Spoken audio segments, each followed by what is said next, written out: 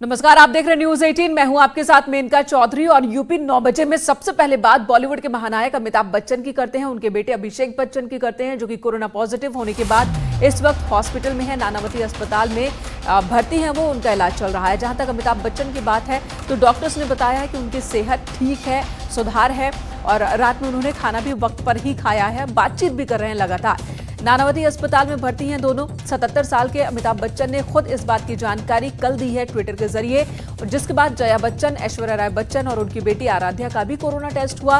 Report negative आई है जया बच्चन और ऐश्वर्या राय बच्चन की, लेकिन दोबारा से इनकी जांच होगी। वहीं आराध्या की रिपोर्ट का अभी भी इंतजार है। आपको बता दें कि मुंबई में 10 बजे बीएमसी की एक टीम जाने वाली है, जो कि बच्चन परिवार से बातचीत करेगी, जानकारी लेगी कि बीते 10 दिनों में किन किन लोगों के संपर्क में ये परिवार आया है और कौन कौन से लोग इनके संपर्क में आए हैं। और इन तमाम सवालों के जवाब बीएमसी के जो अधिकारी हैं, कर्मचारी हैं, वो बच्चन परिवार से लेंगे। और साथ ही तीनों इनके जो मकान हैं उसे सैनिटाइज किया जा रहा है। दो तस्वीरें इस वक्त हम आपको दिखा रहे हैं। अभिषेक बच्चन कोरोना पॉजिटिव पाए गए। अमिताभ बच्चन रात 10:55 पर उन्होंने खुद ट्वीट किया और सोशल मीडिया के जरिए बताया कि वो कोविड पॉजिटिव पाए गए हैं। दरअसल हाल ही में अमिताभ बच्चन ने कोरोना संक्रमण के बीच एक कविता भी ट्वीट की थी और उसके बोल कुछ इस तरह से हैं: गुजर जाएगा, मुश्किल बहुत है मगर गुजर जाएगा। ये कविता भी सुनिए उनकी ही आवाज में। मगर वक्त ही तो है, गुजर जाएगा, गुजर जाएगा। मुश्किल बहुत है मगर वक्त ही तो है, गुजर जाएगा, गुजर जाएगा। जिंदा रहने का ये जो जज्बा है फिर उभर आएगा, गुजर जाएगा, गुजर जाएगा। माना मौत चेहरा बदल कर आई है, माना मौत चेहरा बदल कर आई है, माना रात काली है, भयावह है, गहराई है। लोग दरवाजों पे रस्तों पे रुके बैठे हैं, लोग दरवाजों पे रस्तों पे रुके बैठे हैं। कई घबराए हैं, सहमे हैं, छिपे बैठे हैं। मगर यकीन रख, मगर यकीन रख, ये बस लम्हा है, 2 पल में बिखर जाएगा। जिंदा रहने का ये जो जज्बा है फिर असर लाएगा। मुश्किल बहुत है मगर वक्त ही तो है, गुजर जाएगा, गुजर जाएगा, गुजर जाएगा। अमिताभ बच्चन और अभिषेक बच्चन के कोरोना पॉजिटिव होने के बाद मुंबई में उनके बंगले जनक के बाहर सन्नाटा पसरा है। अमिताभ के इस बंगले में काम करने वाले स्टाफ समेत सभी बंगलों के स्टाफ का कोरोना टेस्ट किया जा रहा है। हमारे सहयोगी दिवाकर सिंह इस वक्त हमारे साथ मौजूद हैं, लेकिन उससे पहले उनकी ये रिपोर्ट देखते हैं।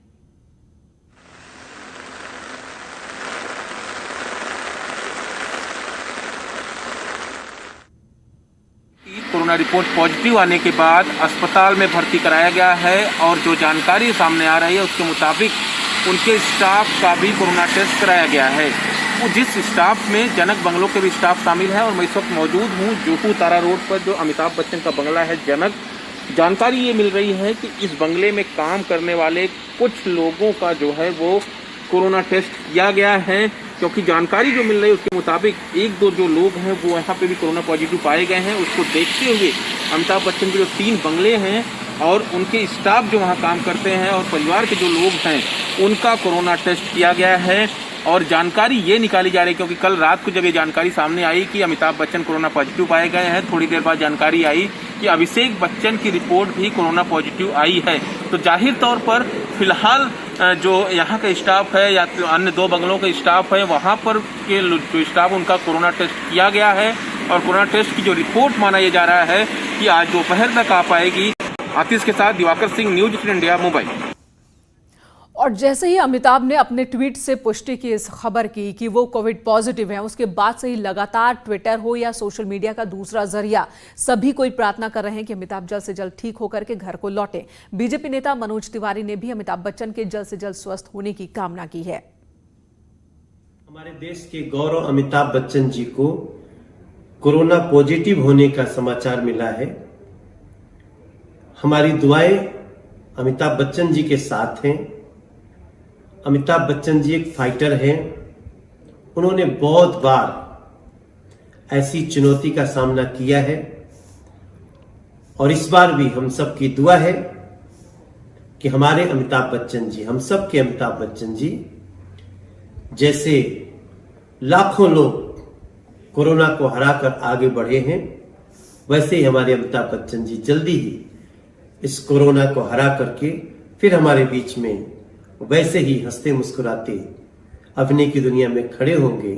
ये हमारी दुआ है और हम सब मां विंध्यवासिनी से प्रार्थना करते हैं कि हमारे अमिताभ बच्चन जी को जल्द।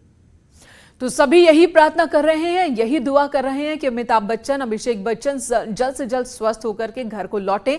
अच्छी बात यह है कि डॉक्टर्स भी कह रहे हैं कि दोनों की स्थिति बहुत बेहतर कंडीशन में है और अमिताभ बच्चन को हल्के लक्षण वाला कोरोना है। दिवाकर सिंह हमारे सहयोगी मुंबई से इस वक्त हमारे साथ मौजूद हैं। दिवाकर, इस वक्त के हालात बताएं, डॉक्टर्स क्या कह रहे हैं? और दूसरी चीज, खबर यह भी है कि मुंबई वाले जो सभी आवास है वहां पर बच्चन फैमिली से मुलाकात बीएमसी के तमाम कर्मचारी करने वाले हैं।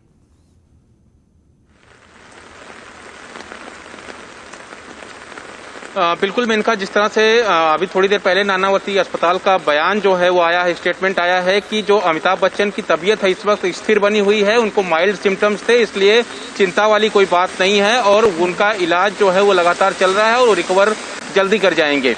दूसरी महत्वपूर्ण चीज यह है कि जो अमिताभ बच्चन के तीनों बंगले हैं, जलसा, प्रतीक्षा और जनक, इन तीनों बंगलों में जो कर्मचारी हैं, जो काम करते हैं, उनमें से 1-2 कर्मचारियों के कोरोना पॉजिटिव होने की जानकारी सामने आई है, लेकिन बाकी जो कर्मचारी हैं उनका कोरोना टेस्ट किया जाना है।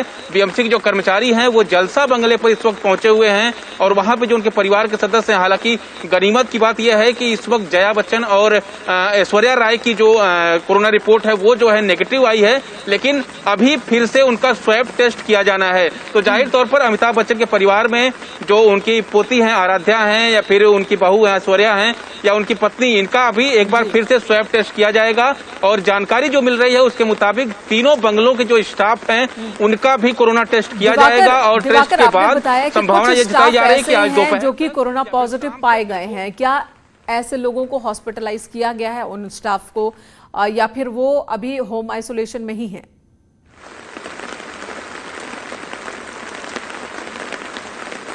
देखिए, बीएमसी को जैसे ही जानकारी मिली कि सदी के महानायक और उनके बेटे कोरोना पॉजिटिव हैं और रात से ही बीएमसी ने सैनिटाइज करने का सिलसिला उनके बंगलों को शुरू कर दिया था और जो स्टाफ हैं उन्हें जो कोरोना पॉजिटिव जिनकी रिपोर्ट पॉजिटिव आई है उन्हें अस्पताल में भर्ती कराया गया है। लेकिन बाकी जो स्टाफ हैं, क्योंकि जनक जो बंगला है उसमें अमिताभ बच्चन ने अपनी मेमोरीज रखी है, चाहे वो फिल्मों से जुड़ी हों या अन्य चीजों से जुड़ी हों, ये तमाम मेमोरीज वहाँ पे रखी हुई हैं। और आज जब हम जनक बंगलों पहुंचे या जलसा बंगलों पहुंचे तो वहां से जो सिक्योरिटी गार्ड थे वो सभी नदारत थे। तो जाहिर तौर पर इशारा इसी बात का था कि तमाम जो स्टाफ हैं अमिताभ बच्चन के बंगले के, उनका कोरोना टेस्ट होना है और टेस्ट से पहले उन्हें होम आइसोलेशन में रखा गया है ताकि वो किसी के संपर्क में ना आए और संपर्क में आते हैं तो दिक्कतें। बीएमसी के कर्मचारी जो पहुंचने वाले हैं बच्चन फैमिली से ये जानने के लिए कि किन किन लोगों से संपर्क में बीते 10 दिनों में वो लोग आए हैं और साथ ही सैनिटाइजेशन को लेकर भी बताएं कि इन बंगलों को सैनिटाइज करना है। ये खबर खुद अभिषेक बच्चन ने ट्विटर के जरिए दी। ये कब से शुरू हो पाएगा?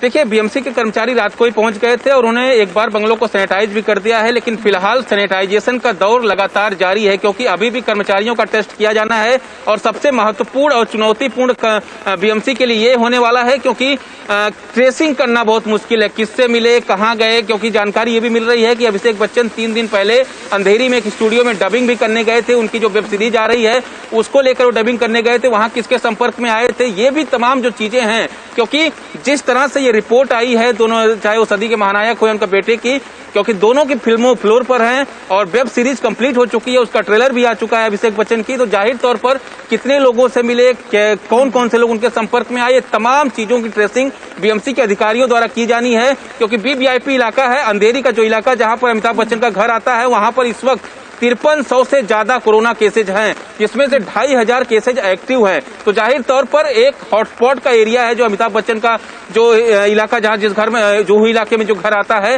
तो जाहिर तौर पर बीएमसी फूक कर कदम रख रही है और ट्रेसिंग की प्रक्रिया जल्द से जल्द बीएमसी शुरू करने की कोशिश में है ताकि जो लोग उनके संपर्क में आए हैं वो दूसरों के संपर्क में ना आए और लोगों को कोरोना पॉजिटिव होने से पहले जो है उन्हें होम आइसोलेट कर दिया जा सके या फिर उन्हें अस्पताल में भर्ती कराया जा सके। और यही अपील अमिताभ बच्चन ने भी भी अपने ट्वीट के जरिए, अपने पोस्ट के जरिए की है सोशल मीडिया पर कि जिन लोगों ने भी मुझसे मुलाकात की है, जिनसे मैं मिला हूं, वो खुद को आइसोलेट कर लें और कोविड टेस्ट जरूर कराएं। ये अपील खुद उन्होंने की है।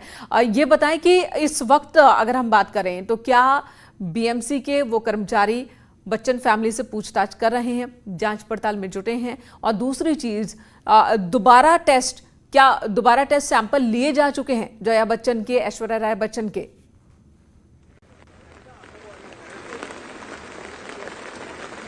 देखिए मेनका, अभी थोड़ी देर पहले बीएमसी के जो कर्मचारी हैं, जो इलाके के अधिकारी हैं, जो डीएमसी होते हैं, एएमसी होते हैं इलाके के, बीएमसी के, जिनके अंडर में पूरा जोन होता है, वो जो है इस वक्त पहुंचे हुए हैं। और जाहिर तौर पर जो प्रक्रिया है वो शुरू की गई है, क्योंकि लोग जो कि महासदी के महानायक के संपर्क में आए या फिर अभिषेक बच्चन के संपर्क में आए, या फिर क्योंकि एंटीजन टेस्ट किया गया था, उसमें जो है ऐश्वर्या और जया बच्चन की रिपोर्ट नेगेटिव आई है, लेकिन स्वैब टेस्ट एक बार होना बाकी है। तो जाहिर तौर पर वो प्रक्रिया जल्द से जल्द बीएमसी का शुरू करने की कोशिश में है। और उम्मीद ये जताई जा रही है कि थोड़ी देर बाद, क्योंकि सारे स्टाफ को होम आइसोलेशन में रखा गया है, किसी से मिलने की मनाही है, तो जाहिर तौर पर है कि बीएमसी जल्द से जल्द चाहेगी कि उनका टेस्ट हो और उनके संपर्क में जो लोग आए हैं उनका भी टेस्ट जल्द से जल्द हो, ताकि कोरोना का जो संक्रमण है उसे जो है फैलने से रोका जा सके। बिल्कुल, धन्यवाद इस वक्त दिवाकर पूरी बातचीत के लिए, पूरी जानकारी देने के लिए। तो और इस वक्त बड़ी खबर आ रही है सूत्रों के हवाले से कि यूपी सरकार विधानसभा का मानसून सत्र जल्द बुला सकती है। 20 अगस्त से शुरू होगा विधानसभा का मानसून सत्र। कैबिनेट ने प्रस्ताव पास कर मंजूरी के लिए राज्यपाल के पास भेज दिया है।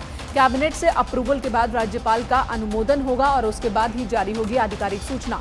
विधायकों की बैठने के स्थान पर हो रहा है बदलाव। सदन के अंदर उचित दूरी पर विधायकों के बैठने की व्यवस्था की जा रही है और दर्शक दीर्घा में भी विधायकों को बैठाने को लेकर विचार चल रहा है। मीडिया कवरेज को लेकर भी संशय की स्थिति बनी हुई है।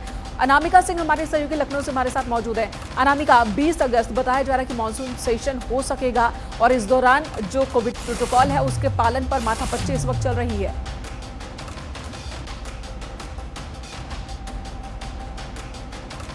अनामिका, कैबिनेट 22 सर्कुलेशन के जरिए इसको मंजूरी दी गई है यूपी सरकार की तरफ से और उसके बाद इसको राज्यपाल के पास भेजा गया अनुमोदन के लिए। सत्रासन करने के लिए राज्यपाल की मंजूरी आवश्यक होती है, इसलिए उनकी मंजूरी के बाद ही जो आधिकारिक सूचना है वो जारी की जाएगी। लेकिन जो जानकारी मिल रही है उसके मुताबिक बहुत ही छोटा सत्र होगा ये, और इस बीच कोविड-19 को लेकर के बहुत सारे बदलाव भी किए जा रहे हैं। ये माना जा रहा है कि जो विधानसभा में जो सिटिंग अरेंजमेंट होती है विधायकों की, जो बहुत पास होती है, तो उसको थोड़ा सा फैलाने की बात की जा रही है, जिसमें दर्शक दीर्घा जो होती है, दर्शक दीर्घा में भी विधायकों को बैठाया जाएगा। इसके अलावा ये भी कहा जा रहा है कि मीडिया कवरेज जो हर बार होती है उसमें भी थोड़ी बहुत बदलाव हो सकते हैं। साथ ही साथ इस बार जो विधानसभा का सत्र होगा वो बहुत लंबा नहीं होगा। ये बताया जा रहा है कि 4 से 5 दिनों का ही हो सकता है, यानी कि 1 हफ्ते के अंदर जो सत्र की कार्यवाही है वो खत्म भी हो जाएगी। अब फिलहाल लेकिन जो बहुत महत्वपूर्ण एजेंडे हैं सरकार के, बहुत सारे ऐसे प्रस्ताव भी हैं जिन पर मुहर लगनी है विधानसभा की, तो उसको लेकर के ये जरूरी है और इसलिए 20 अगस्त से विधानसभा का सत्र चलाने के लिए कैबिनेट से मंजूरी दे दी गई है। राज्यपाल के दस्तखत और उस स्वरूप के तैयार होने का है जिसमें विधायकों के बैठने के बीच जो दूरी है, सीट के बीच की दूरी, वो उस पर काम किया जा सके। दर्शक दीर्घा को लेकर तमाम जो सवाल है उन पर फैसला लिया जा सके। धन्यवाद आपका अनामिका। इधर फंसेंगे अनंत देव, ये एक बड़ी खबर है। सीओ देवेंद्र मिश्रा के पत्रों की अनदेखी के मामले में उनके खिलाफ सख्त कार्रवाई हो सकती है। एसआईटी सीओ देवेंद्र मिश्रा के पत्र की जांच करेगी। आईजी लक्ष्मी सिंह ने भी इस मामले की जांच की थी और जांच के बाद एसटीएफ से हटा दिए गए थे अनंत देव। सीओ देवेंद्र, उन्होंने चिट्ठी लिखी थी, उन्होंने लिखा था कि खराब पुलिसकर्मियों के खिलाफ पत्र लिख करके शिकायत की थी अनंत देव से और मामले की जांच कराने की मांग की थी, कार्रवाई की मांग की थी, लेकिन तत्कालीन एसएसपी अनंत देव ने कार्रवाई नहीं की थी बल्कि अनदेखी कर दी थी। आरोपी पुलिसकर्मियों को क्लीन चिट दे दी थी उन्होंने। अब इन सभी मुद्दों पर जांच होगी, एसआईटी की टीम जांच करेगी और क्लीन चिट देने वाले अधिकारी भी एसआईटी की जांच के घेरे में हैं। ऋषभ मणि त्रिपाठी हमारे सहयोगी इस वक्त हमारे साथ मौजूद है। ऋषभ, अनंत देव, इनके खिलाफ अब कड़ी कार्रवाई शुरू हो चुकी है, दिखने लगा है। देखिए, अब ये मान के चलिए अब जांच की जांच होगी। जिन अधिकारियों ने देवेंद्र मिश्रा के शिकायती पत्र पर जांच की थी और आरोपियों को क्लीन चिट दे दी थी, अब जिन्होंने क्लीन चिट दी थी अब उनकी जांच एसआईटी करेगी। तो जिन्होंने जांच की थी अब उनकी जांच शुरू कर देगी एसआईटी। तब पता चलेगा कि देवेंद्र मिश्रा ने किसकी शिकायत, क्या क्या शिकायत की और उस पर तत्कालीन एसएसपी आनंद देव ने क्या जांच कराई और क्या उन जांचों में क्लीन चिट मिली और जिन्होंने क्लीन चिट दी अब उनकी जांच शुरू हो जाएगी।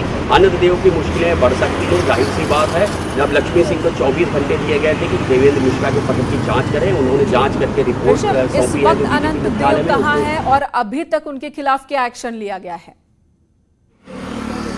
इनका देखिए, वो डीआईजी एसटीएफ यहाँ पर तैनात थे। जैसे ही देवेंद्र मिश्रा का पत्र वायरल हुआ, लक्ष्मी सिंह आईजी लखनऊ ने उनकी जांच की, इनिशियल रिपोर्ट को सौंपी। उसके बाद उनको डीआईजी एसटीएफ से हटा के पीटीसी मुरादाबाद उनको भेज दिया गया, जो पुलिस ट्रेनिंग कॉलेज है वहाँ पर तैनात है फिलहाल। लेकिन अब एसआईटी जांच के घेरे में भी वो सारी चीजें आ जाएंगी। तो ये मान लीजिए कि 31 जुलाई तक एसआईटी अगर अपनी जब रिपोर्ट सबमिट कर देती बिल्कुल, है तो अब तो ये एसआईटी जांच शुरू हो गई। धन्यवाद आपका इस वक्त पूरी जानकारी देने के लिए ऋषभ। तो पहले ही कार्रवाई शुरू हो चुकी है और अब जांच, और बहुत ही गंभीर आरोप अनंत देव पर। आरोप ये कि उन्होंने विकास देव का साथ दिया और विकास देव का साथ देने वाले तमाम पुलिसकर्मियों के लिए सुरक्षा कवच का काम वो लगातार करते रहे और विकास अपराध की दुनिया में आगे बढ़ता रहा। कई तस्वीरें भी विकास के साथियों के साथ उनकी सामने आ चुकी है, जिसके बाद कड़ी कार्रवाई की उम्मीद की जा रही है उनके खिलाफ। इधर विकास दुबे के एनकाउंटर के बाद एसआईटी अब उसके करीबियों तक भी पहुंचने की जुगत में है और लगातार एसआईटी की कार्रवाई हो रही है। विकास दुबे के पिछले 1 साल की कॉल डिटेल्स खंगाली जा रही है ताकि अब तक उसकी मदद कर रहे नेताओं, पूंजीपतियों के बारे में भी पता चल सके। सुराखों को तलाशने की तैयारी है एसआईटी। विकास दुबे के आपराधिक और आर्थिक साम्राज्य की मजबूती में मददगार बने लोगों को तलाशने की तैयारी है एसआईटी। 1 साल की कॉल डिटेल रिकॉर्ड निकलेगी तो खुलासा हो जाएगा कि विकास दुबे के संबंध पुलिस प्रशासन के किन लोगों से हैं, किन नेताओं और उद्योगपतियों से है। तो समझ लीजिए कि अब विकास के करीबियों के विकेट गिराने की तैयारी है एसआईटी। कैमरामैन उपेंद्र यादव के साथ ऋषभ मणि त्रिपाठी, न्यूज़ 18 लखनऊ। और अगली खबर सीतापुर से, जहां पर जूते चप्पल की दुकान में आग लग गई, जिसमें लाखों रुपयों का सामान जलकर राख हो गया। कड़ी मशक्कत के बाद आग पर काबू पाया गया। तस्वीरें उस वक्त की जब आग धधक रही थी। आशंका है कि शॉर्ट सर्किट की वजह से ये आग लगी है। आग पर काबू पा लिया गया है, लेकिन काफी नुकसान हो चुका है। और इन्हीं तस्वीरों के साथ इस बुलेटिन में इतना ही। खबरें जारी हैं ब्रेक के बाद भी, इसलिए आप बने रहें न्यूज़ 18 के साथ।